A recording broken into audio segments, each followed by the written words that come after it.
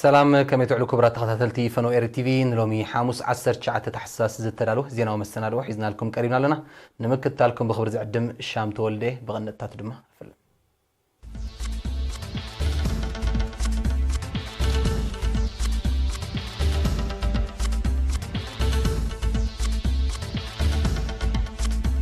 اب زوبا دبوب ابز عمت زياستات 962 شح اقراب تختخيلو ኤርትራውያን ኣብ ወጻኢ ንጥፈታት ህዝባዊ ዲፕሎማሲያ አሰላሲሎም ኣብ ንዞባጊ እንዳዕዝ ነጥፋት ስራሕኛታት መንግስቲ ስድራ ስዋት ምሕጋዝ ተበግሶ ወሲዶም ኣብ ሶማሊያ ውሽጢ 25 ዓመታት ዝኸፍአ ወራራ አንበጣ ተኸሲቱ መንግስቲ ብሪጣንያ ምስ ኤውሮጳ ሕብረት ንግዳዊ ስምምዕ ዝኽትመሉ ናይ ግዜ ገደብ ኣቐሚጡ ኔቶ ዝዓበየ ፀጥታዊ ስጋኣት ዞባ ባልቲክ ምዃኑ ሩስያ ወቂሳ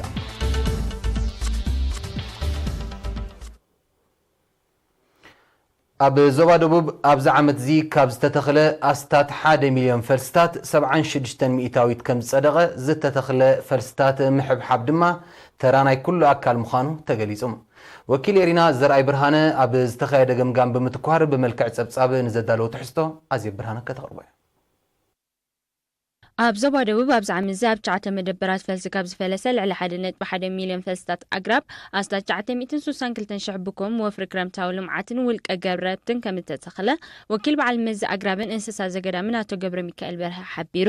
ብ17 ታሕሳስ ኣብ መንደፈር ኣብ ዝተኻየደ ገምጋም ኣብ ዝሃቦ መብርሂ ኣቶ ገብረ ሚካኤል ካብ ዝተተኽለ ፈልስታት እቲ 76 ሚእታዊት ከም ዝጸደቐ ኣፍሊጡ ሓላፊ ምቁፅጻር ሃብቲ ገረብን እንስሳ ዘገዳምን ኣቶ ገዛኢ ያዕቆብ ወገኑ ኣብ ዞባ ደቡብ ዝተዋፈሩ 52 ሓለዋ ገረብ ምብራስ ኣግራብ ንምቁፅጻርን ንምግታእን ሓያል ጻዕሪ የካይዱ ከም ዘለዎ ብምብራህ ኣብዚ ዓመት እዚ ብዘይ ሕጋዊ መንገዲ ኣግራብ ከብርሱን ዕንጨይትን ፈሓምን ከጓዓዕዙን ዝተረኽቡ ኣስታት 826 ሽሕ ናቕፋ ከም ዝተቐጽዑ ገሊጹ ተሳተፍቲ ወገኖም ሃብቲ ገረብ ንምዕቃብ ኣማራጺ ጸዓት ክቐርብ ሕጊ ዓድን ኣዋጃትን መንግስትን ንዝጥሕሱ ዝወሃብ መቕጻዕቲ ክተርር ከምኡ'ውን ኣገዳስነት ኣግራብ ዝምልከት ጎስጓሳት ክካየድ ዝብል ርእይቶታት ኣቕሪቦም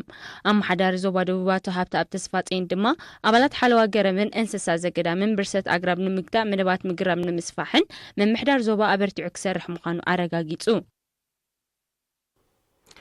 ኤርትራ ኣብ መበል 14 ኣኼባ ትካል ትምህርቲ ስነ ፍልጠትን ባህልን ውድብ ሕብራት ሃገራት ማለት ዩኔስኮ ክትሳተፍን ከላ ኤርትራውያን ነበርቲ ፍራንክፈርት ጀርመን ሚላኖ ኢጣልያ ስቶክሆልም ሽወደንን ድማ ዝተፈላለዩ ዲፕሎማሲያዊ ንጥፈታት ኣሰላሲሎም ኣርሴማ ስመሮም ንዘወሃርቶ ዜናዊ ጸብጻብ ሚካኤል ሓድኩም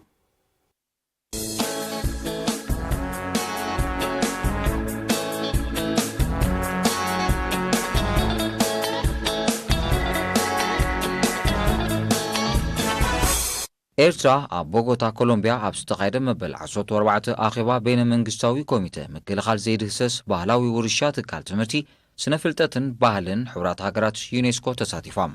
ንኤርትራ ወኪሉ ዝተሳተፈ ልኡኽ ኮሚሽን ባህልን ስፖርትን ብዛዕባ ኤርትራ እትውንኖ ጸጋታት ዘይድህሰስ ባህላዊ ውርሻ መግለጺ ኣቕሪቡ ባህል ወገን ኣብ መላእ ኢጣልያ ካብ ዝርከባ ጨናፍር ዝተዋጽኡ ኣስታት 60 ኣባላት መንእስያት ትግደፍ ብ15 ታሕሳስ 4 ጉባኤ ውዳቤኦም ኣካይዶም ኣብቲ ጉባኤ ኣብ ዝሓለፈ 2 ዓመታት ናይ ዝተኻየደ ንጥፈታት ጸብጻብ ክቕርብ እንከሎ ንዝመጽእ 2 ዓመት ተገልግል 5 ኣባላታ ሓዳስ ኣካይዲት ኣካል ተመሪጾም እዚ ከምዚ ኢሉ እንከሎ ካብ ዝተፈላለያ ከተማታት ኢጣልያ ዝመጹ ኤርትራውያን ኣብ መበል 12 ዓመት ጽምብል ዑደት ብድሆ ኤውሮጳ ብ15 ታሕሳስ ኣብ ከተማ ሚላኖ ከም ዝጸምበሉ ካብቲ ቦታ ዝበጽሐና ጸብጻብ ሓቢሩ ብተመሳሳሊ መንእስያት ህዝባዊ ግንባር ንዲሞክራሲን ፍትሕን ኣብ ጀርመን ብ7 ታሕሳስ ኣብ ከተማ ፍራንክፈርት መበል 12 ዓመት ዑደት ብድሆ ጸምቢሎም ኣብቲ መደብ ኣቦ ወንበር መንእስያት ህግደፍ ኣብ ጀርመን ኣቶ ሃብቶም ኣርኣያ ኣብ ዘስምዑ ቃል ባህልናን ክብርታትናን ሃገራዊ ናጽነት ኣብ ምርጋጽ ልኡላውነት ኣብ ምውሓስ ኩሉ ዓይነት ብድሆታት ኣብ ምምካትን ምስዓርን ዓቢ ተራ ከም ተጻውቱ ጠቒሱ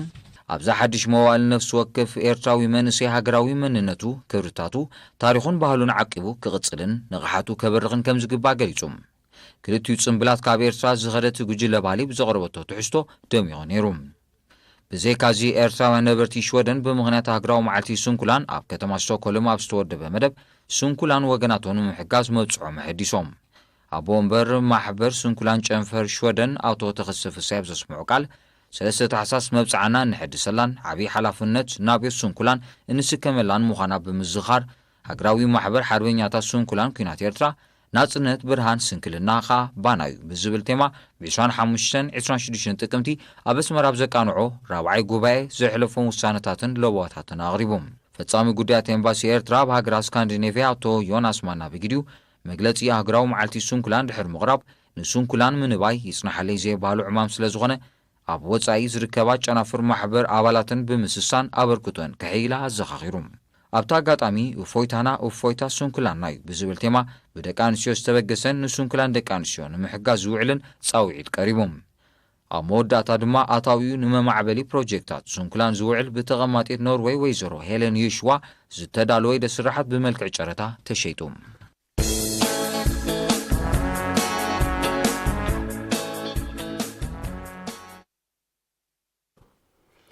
ኣብያተ ጽሕፈት ሚኒስትሪ ዕዮን ማሕበራዊ ድሕነትን ኣብ ንኡስ ዞባታት ሻምብቆን ድገን ኣብ ከባቢኦም ንዝርከባ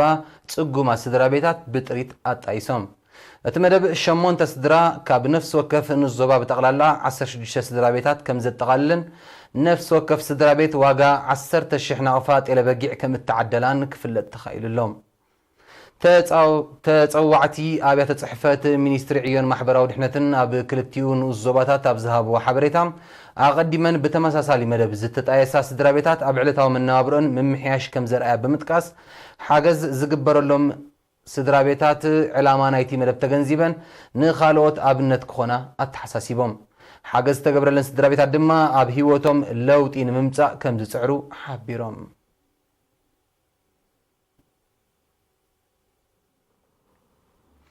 ኣብ ንኡስ ዞባ ጊንዳዕ ዝነጥፉ ሰራሕተኛታት ትካላት መንግስቲ ስድራ ስውኣት ንምድባይ ብዝወሰድዎ ተበግሶ ኣብ ደገፍ 17 ጽጉማት ስድራ ስውኣት ዝውዕል 102,000 ናቕፋ ኣበርኪቶም እቲ ዝተበርከተ ገንዘብ ወርሓዊ ብሕሳብ 500 ናቕፋ ንነፍሲ ወከፍ ስድራ ናይ ዓመት 6,000 ናቕፋ ተዋሂቦም ኣማሕዳር ንኡስ ዞባ ጊንዳዕ ኣቶ ዑመር ያሕያ ኣብ ዘስምዑ ቃል ነስተማቕሮ ዘለና ሰላምን ቅሳነትን ህያብ ስዋኣትና ከም ዝኾነ ሕድሮም ምፍጻም ድማ ዜግነታዊ ግዴታ ምዃኑ ብምጥቃስ እቶም ሰራሕተኛታት ንዝወሰድዎ ተበግሶ ሞጊሱ ደገፍ ዝተገብረሎም ስድራ ስዋኣት ብወገኖም ብመንግስትን ህዝብን ንዝግበረሎም ዘሎ ቀጻሊ ናብዮት ምስጋና ኣቕሪቦም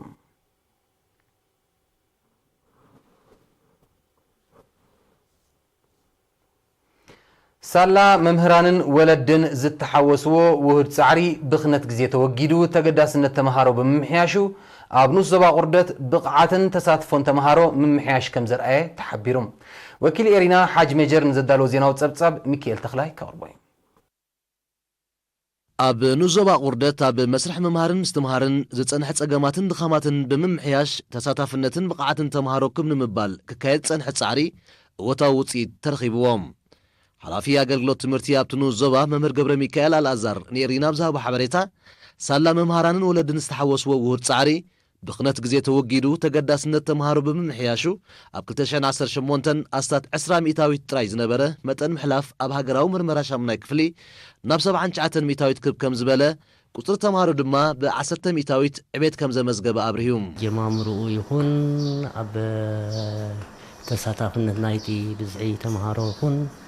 ብሓፈሻ ክትሪኦ ከለኻ መጠናዊ ዝኾነ ለውጢ ረኺብናሉ ኢና ንብል ማለት እዩ ዓመት ዝነበረ ብዝሒ 9,800 ነይሩ ሎሚ 11,000 ገለ በፂሕና ኣለና ማለት እዩ ኣብ ተመሃሮ ኣብቲ ብዝሒ ክትሪኦ ከለኻ እቲ መምህር ፅቡቕ ተበግሶ ሃልይዎ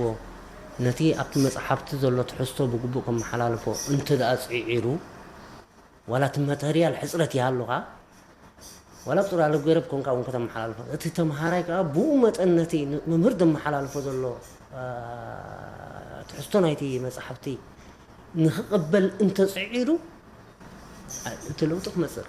اب غبو عدميوم تمرت زي جمر قلعو كم زركبون مغبارن عبيتي مهيمنت نقطفون استوزده تبغسون ون زمسغن فري ركبو كم زلو زطقس ممهر ገብረ ሚካኤል ቁጽሪ ንቁጣታት ምጥፋእ መሃይምነት ካብ 48 ናብ 58 ከዓብን ከሎ 10 ንቁጣታት መደብ ዓርዮት ተኸፊተን ዓብይ ኣበርክቶ ይገብራ ከም ዘለዋ ገሊጹ መምህር ገብረ ሚካኤል ኣብ መወዳእታ ህንፃው ስራሕተን ዘይተዛዘመን ኣብ ዳሳት ዘምህራን ኣብያተ ትምህርቲ ከም ዘለዋ እዚ ድማ ንዝካየ ዘሎ ጻዕሪ በኣሉታ ይጸልዎ ስለ ዘሎ ቆላሓታ ኮመን መንግስትን ከም ዘድልዮ ኣዘኻኺሩ ኣብ ንኡስ ዞባ ቁርደት ስሩዕ ኣገልግሎት ዝህባ 7 ናይ ቅድመ ትምህርቲ 15 ናይ መባእታ 6 ናይ ማእከላይ ሓንቲ ናይ ካልኣይ ደረጃ ትካላት ትምህርቲ ኣለዋ ቀፂሉ ዝቐርብ ዜና ሃገራት ወፃኢ እዩ ንምክትታልኩም ደጊመ ብኽብሪ ዕድም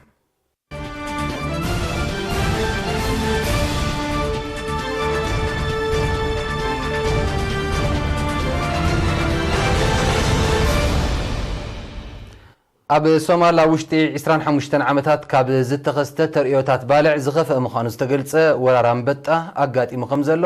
ንሰብ መዚ ኣብቲ ሃገር ዝነጥፋ ትካላት ሕቡራት ሃገራት በመጥቃስ ማዕከናት ዜና ኣቃሊሐን ውድብ መግብን ሕርሻን ሕቡራት ሃገራት ማለት FAO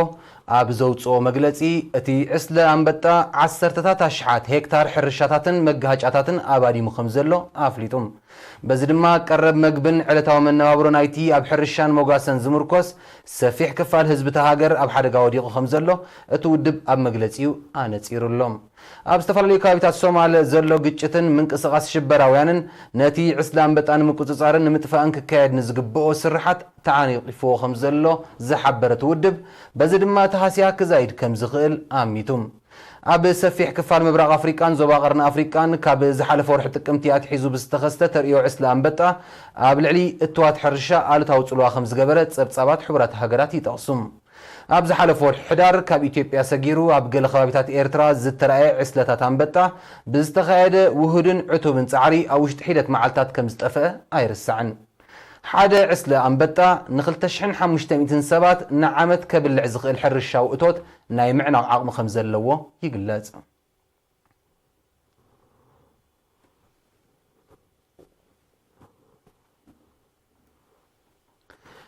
ዓርሞሽሽ ኩባንያታት ቴክኖሎጂ መራኸቢታትን መርበባት ሓበሬታን ሃገራት ምዕራብ ብተፈጥሮኣዊ ጸጋታት ሃብታም ኣብ ዝኾነ ከባቢታት ዴሞክራሲያዊት ሪፐብሊክ ኮንጎ ግጭትን ግህሰት መሰላት ወዲ ሰብን ብምትባዕ ተኸሲሰን እቲ ብተጣበቕቲ መሰል ደቂ ሰብ ቀሪቡ ዘሎ ክሲ ኣብ ልዕሊ ከም ኣፕል ጉግል ቴስላ ማይክሮሶፍት ዴልን ዝርከበን ኣሜሪካውያን ትካላት ከምኡውን ኣብ ዴሞክራሲያዊት ሪፐብሊክ ኮንጎ ኣብ ዕደና ኮባልት ዝነጥፋ ብሪጣንያዊ ኩባንያ ግሌንኮርን ካልኦትን እዩ ኣብ ዘፍሪኦ ንብረት ማዕድን ኮባልት ዝጥቀማን ኣብ ምዕዳኑ ዝነጥፋን ትካላት ኣብቲ ሃገር ንዝካየድ ግህሰት መሰል ወዲ ደቂ ሰብ ብልሽውና ግጭትን ካልእ ገበናትን እናፈለጣ ከም ዘይፈለጣ ክጓዓዛ ምጽንሐን ዝኸሰሱቶም ተጣበቕቲ ንጥፈታትን ከቋርፃን ንህዝቢ ናይቲ ዕደና ዝካየደሉ ከባቢታት ካሕሳ ክኸፍላን እዮም ሓቲቶም ዘለው ልዕሊ 60% ናይቲ ኣብ ዘመናውያን ተንቀሳቐስቲ ቴሌፎናት ናይ ኤሌክትሮኒክ መካይን ላፕቶፕ ኮምፒውተራት ካልእ ዘመናዊ ቴክኖሎጂ እንግልገለሎም ባተሪታት ዝውዕል ኮባልት ዝተባሃለ ማዕድን ኣብ ዴሞክራሲያዊት ሪፐብሊክ ኮንጎ ዝዕደን ኣብ ትዕደና ዝካየደሉ ከባቢታት ዝካየድ ግጭት ግህሰት መሰል ደቂ ሰብ ግዱድ ስራሕን ካልእን ወሲኹ ከም ዘሎ ዝጠቐስቶም ፀብፃባት ብሰንኪ ዘይውሑስ ንጥፈታት ዕደና ሓያሎ ሰባት ሂወቶም ክስእኑ ምጽንሖም የነጽሩ ብመሰረት ተቐሪቡ ዘሎ ክሲ እተን ትካላት ረብሓታትን ብምቕዳም ነቲ ሰብኣዊ ተግባራትን ገበናትን እናርኣያ ከም ዘይረኣያ ክሓልፍዎ ብምጽንሐን ቀንዲ ጠንቂ ሕሰም ህዝቢ ኮይነን ኣለዋ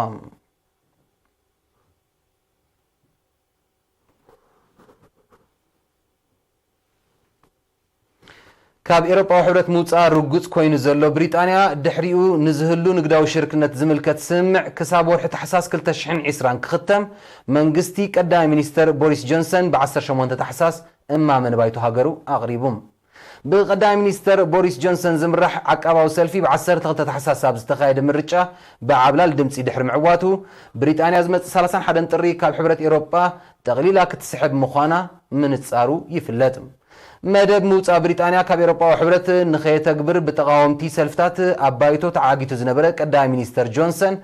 ኣብዚ እዋን እቲ ንሱ ዝመርሖ ሰልፊ ዓብላል መናብር ባይቶ ሒዙ ብምህላው እቲ ኣቕሪቦ ዘሎ እማመ ክጸድቕ ዝዓግቶ ከም ዘየለዩ ዝሕበር ዘሎም ቀዳማይ ሚኒስተር ጆንሰን ሃገሩ ካብቲ ሕብረት ድሕሪ ምስሓባ ዝህሉ ናይ መሰጋገር እዋን ካብ 2020 ንድሓር ክቕፅል ከም ዘይደልዩ ዘነጽር እንተኾነ ግን ኤሮጳዊ ሕብረት እቲ ናይ ሓደ ዓመት መሰጋገር እዋን ሓፂር ብምዃኑ ኣብ ንግዳዊ ስምምዕ ንምብጻሕ እኹል ከም ዘይኮነ ብምሕባሩ ብሪጣንያ ብዘይ ዝኾነ ስምምዕ ክትወፅእ ዘሎ ተኽእሎ ልዑል ገይርዎ ኣሎም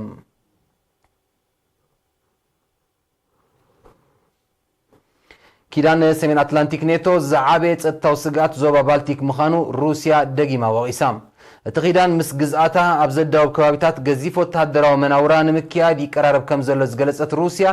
تسقمتي وتهدروا زي مكداو كلتي أموجنات مليسو كم زجاردو أفليتهم روسيا تمتعطاني سقمت نايتيك كتمدي وزلوا وتهدروا لمد كتوتن كم التخيل زئمت وتهدروا عن تنتنتي بسنكوت التوخنة الزوا بالتيك بارتا كتصلو خمس خيل يحبرهم نيتو كاب روسيا كمتن زخيل سقات نمكتا مخان بمحبار عبت زواز جبرو وتهدروا من قصاص كم زحيلون روسيا كتقاوم مصنحان صبصاباتي تقصم